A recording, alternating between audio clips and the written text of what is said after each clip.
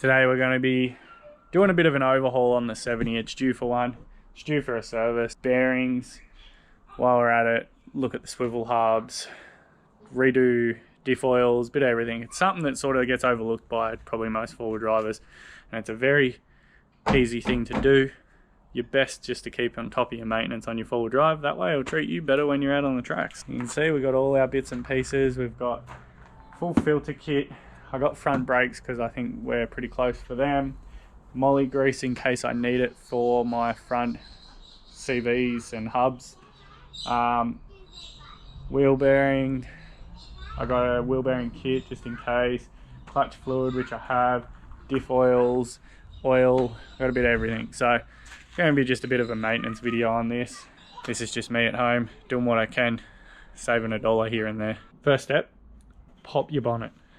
Second step, when owning a full drive, acquire yourself little step.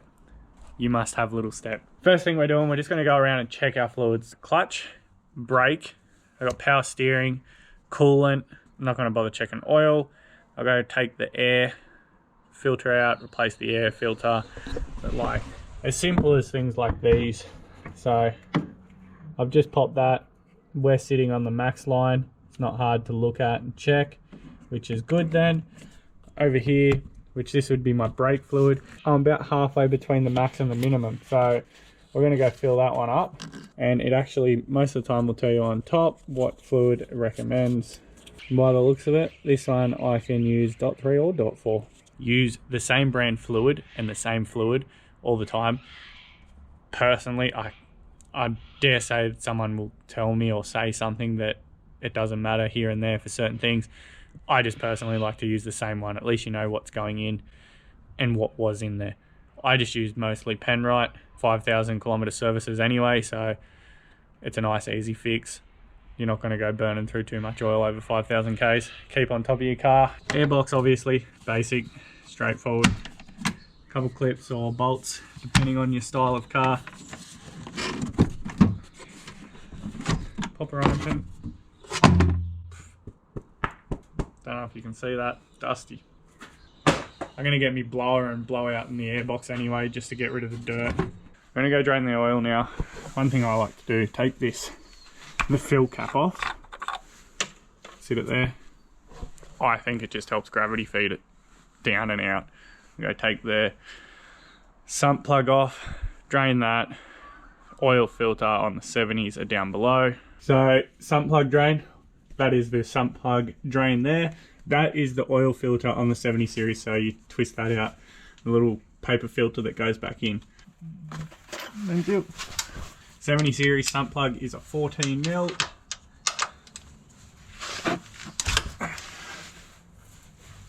All you gotta do is crack it and then undo it by finger. The hardest thing is trying not to drop the sump plug into the pan of oil and try not to get oil everywhere. Come on, there you go.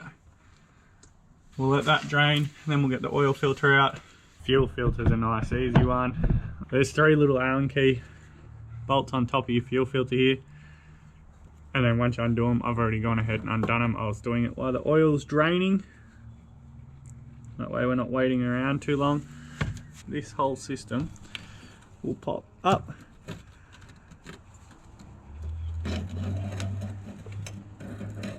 That's your canister. So I got the system out. What I did, the little Allen key bolts that hold the head on, I just put them back in because the whole canister moves. So then that way I could maneuver it off that to pop it out. Drop the new one in. Make sure you put your new seal around it, and then you can go and reinstate your top. I'll pull these out here. That way you can see what I'm talking about. It actually moves up and down. You can take it out if you disconnect all the bottoms. You got to drain the system then, drain the canister and redo it. Now that all my new seals and filters in, we go and reinstate all of these. Never do them all up tight until they're all in, and then don't forget to put the clip back on, otherwise you could have a few problems. And before you go and start your car, you're going to want to prime the system again, just in case there's a little bit of air or something in there. Go prime it all. Before you go fill the car back up with oil, make sure you put your sump plug back on. Just using these because I got these here and I didn't bring the ratchet down with me. You don't want it that tight anyway because you want to be able to get it off. Now this can also be a messy little job, as you can see.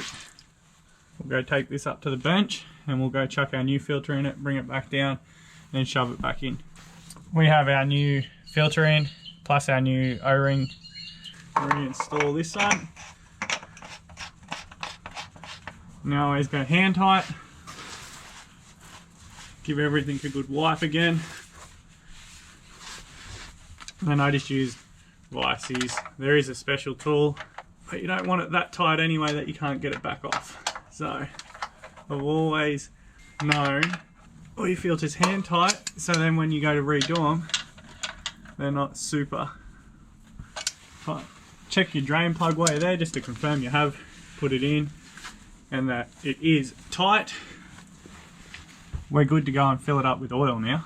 So this, I'll leave this here because I'm going to do my diffs as well.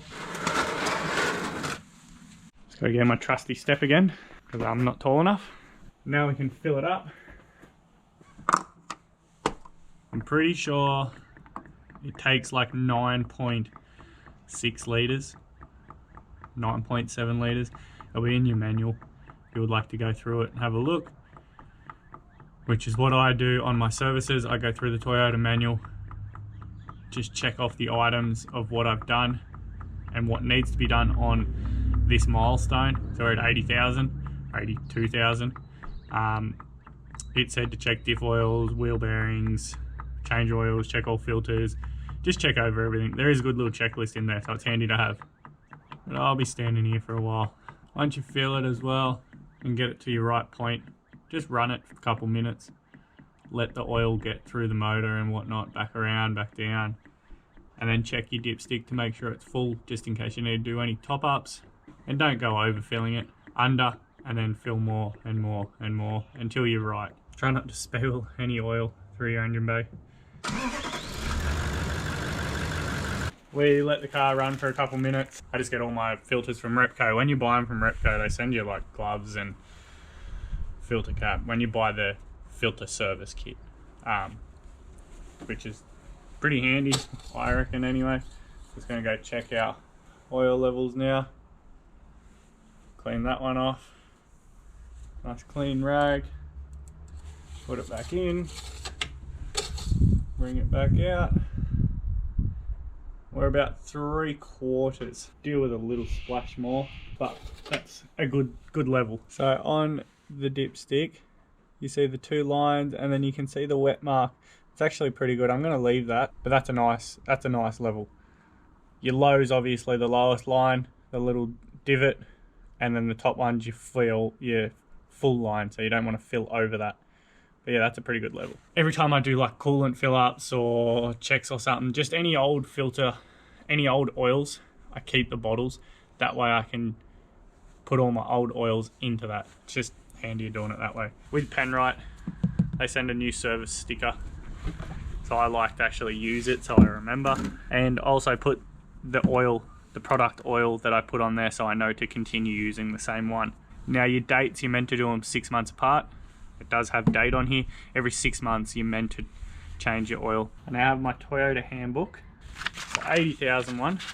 So we're at 82 or 83 just because of our 5,000 increments.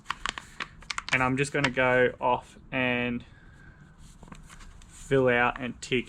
So you'll be able to get your hands on one of these. But there's little boxes next to all the things you need to do.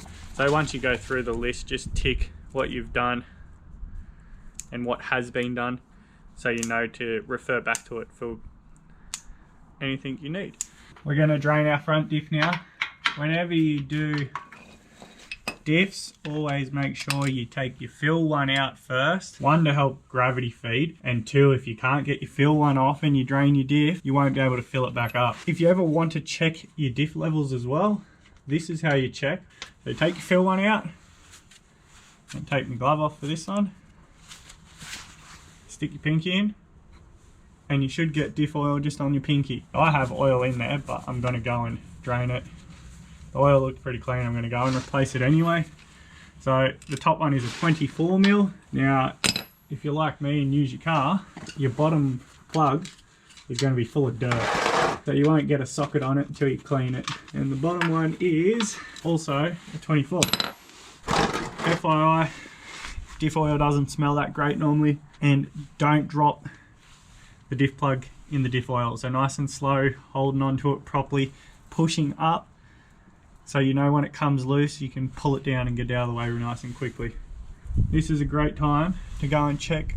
This has a magnet end, which if you've broken any parts of your diff, it will stick to that. Once that drains, filling it up is easy sometimes on a full drive because you've got the angle, you can sort of just squeeze the bottle. Put our drain plug back in. All you do, put it up like that, and see how I've got the angle. I've got a nice angle on it, so it's all feeding down into the diff. And then once you get a little bit of a dribble of diff oil out of here, you're full. While we're under here, we'll check our transmission fluid. It's the same process as the diff. You take the fill one out, stick your finger in, see what the oil condition's like, make sure it's still full. And we'll also check the transfer case. We'll check that our drive shafts have got grease in them. Same with the tie rod here. There's one end here, has a little grease nipple on it. Might just squirt a little bit of grease into them. And then we'll go pull the wheels off. We're going to do bearings because you're meant to do your bearings every 20,000, just an FYI in Land Cruisers. Every 20,000, go and re-grease them. Front, rear diffs, done, drained and filled. Easy one. While I was under there, I just checked rear tail shaft, front tail shaft, rear suspension bolts, just looking at them while I was filling it up like I said on the front one. As for transfer case, we just opened the fill plug, stuck the finger in. As soon as I cracked it, it just started spitting a nice, cleanish sort of oil out of it. Put my finger in, checked it as well. Same with the gearbox. As soon as I opened it, nice, clean bit of oil. So now that we've checked them, we can check them off our list. Now we're going to go jack the front of the car up, put it on stands, take the wheels off, and do front bearings and look over everything there, front brakes while we're at it. Remember rule number 2. Grab a handy little step. Handy little step also becomes handy little seat. While you're in here too, you can check more bits and pieces. Like I got my shocks mounted in here. Check the hose, ABS cables, brake lines look alright. Top shock mount. I keep my tool sockets and stuff just next to me. What do I do with all my bolts? So I just put them in the lid. We moved up to the bench now. Got our bearings out. I've given them a pretty good clean. We're going to repack them full of grease. Just got to pull the old grease out of the hub. The seals look alright. We'll go and pull all the grease out of that, and then I'll show you how to pack these. These will be easier to pack because they've already had grease in them. It's a very messy job, but it's got to be done. I'll do the rear one first, because the rear, once you put the seal back in, it gets held in. Front one doesn't get held in until you put it back on. So what you want to do is get yourself a nice bit of grease on the palm of your hand, pick up your bearing, and you got to knead the grease through the bearing, and you'll realize it will start to come out. You're not going to be able to see it. You can see the little bubble just starting to pop out. That's the bearing grease kneading, going through the rollers. I like to make sure it's all nice and greased up. Go and drop it in. Clean your hands, put your seal back on. So it's best to wear gloves, but I don't have any. Now we just use a bit of the excess grease we had on our hands. Just wrapped it around the spindle. We'll go put the rotor back on with the rear bearing installed, then grease the front one and put it on. So once you clean your hands, you're not putting grease all over your rotor, or minimal grease anyway. You'll still probably want to give it a bit of a clean. And that's that one all done.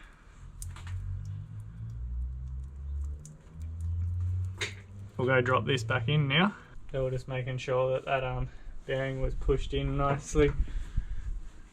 Just cleaning up a little bit of this grease, excess grease hanging around.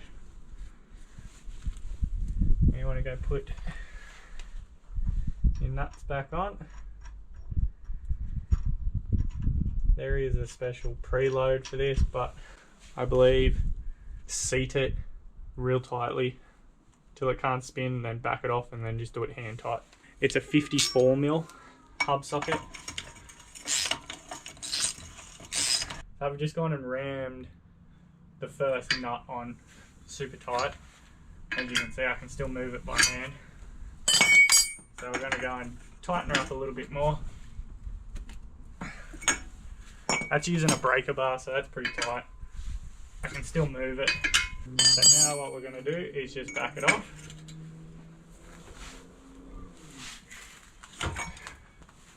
And then go and tighten.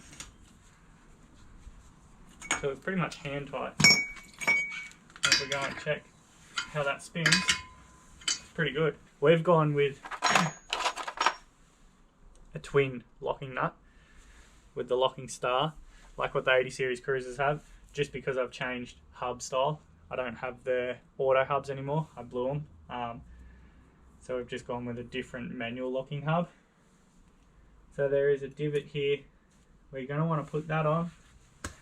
Find the closest point, and you got to bend one once you put these two on. This second one you want to do nice and tight because it's your locking nut, so it's going to lock the first one in place to not loosen. Now that should still spin nice and freely. That also helps locking it. And which one's going to come out? This one just here is going to come out. So one comes out, one goes in. Like so. Now on the axle here, there was a circlip. Get yourself a set of circlip pliers. Alright, circlip's on. Can go and reinstall our hub. There is a gasket on here, but I always use my aviation former gasket just to help seal it. Nothing worse than when water gets in it. That's first side front done, wheel back on. I'm not going to bother filming the other side because it's the same process. I'll just run through it again, just so you know. Obviously, start by taking your wheel off, take your hub off. You can take your locking nuts out, take your brake caliper off, pull the rotor off, disassemble the inside, so which is your bearings, your grease, clean them, re-grease them, put it back on. Once you put that back on, put your locking nuts back on, put your hub back on. I did my front brake pads while I was there because they're pretty much done. It's a matter of just pulling. There's two long, I wouldn't say bolts because they're not really bolts, but they're like long locking pins. Pull them out and the brake pads just come out from the back. Put the two new ones in, put it back together, bolt your brake caliper back on, put your locking nuts on, make sure they're all nice and tight, everything's set. Hub back on, wheel back on, that side's done. So I'll go do the passenger side now, and then I'll go do the rear. The rear's a bit more fiddly. I'll show you with that one. I'll show you one of them, but it's pretty much the same process, just different bolts and nuts and stuff. Wheel off. You got 6 of these bad boys here. We have a washer and a cone washer.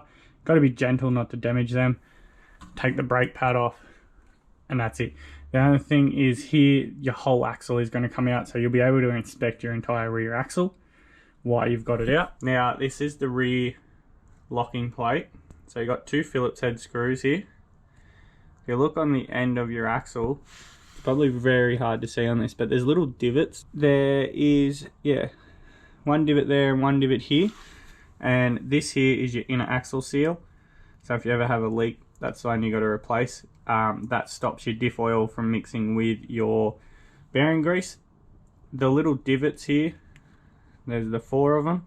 That's where the locking screws can only go. So you got to line, when you put it back together, you got to line a hole up with the locking screw point just to help lock this nut on. We went ahead and repacked everything. We've just put the hub back on the rear. So before, when I was saying with the little Phillips head locking screws, they lock into this plate. So as you can see, there's the little notch on the top there. That's to go on the top of the axle. There's a groove that goes in, and then you can see the 4 holes. There's 4 holes where they're the only spots the screws can lock into, which is the little divots on the edge of your axle. They're very small, but that goes in first, then you put your lock nut on, and then your Phillips head screws lock into this to help lock it all together. I realized at editing this video that I didn't really do much of an outro, but as you can see, we're back together now. It's driving fine, everything's great. Rear bearings, everything went back together nice and easily. It's just like I said, fiddly. Just be careful not to damage those little studs. I go and buy extra and just have them spare here for when I do my maintenance on them. I've got like 5 or 6 spare at all times, just because they do break, damage very easily. Hope you enjoyed the video. Nice little maintenance one. Just doing a bit of shed time. Don't forget to like, subscribe, enjoy the content we're bringing out. Next couple of videos are going to be a few good ones. We might do a couple local ones, and we're heading up to the Wattigans in a couple of weeks, taking both cars, so we'll have the 79 and the 80 up there. We'll have a couple other people with us, so it's going to be a good couple of trips coming up. Enjoy, and don't forget to subscribe to the channel. See you at the next one.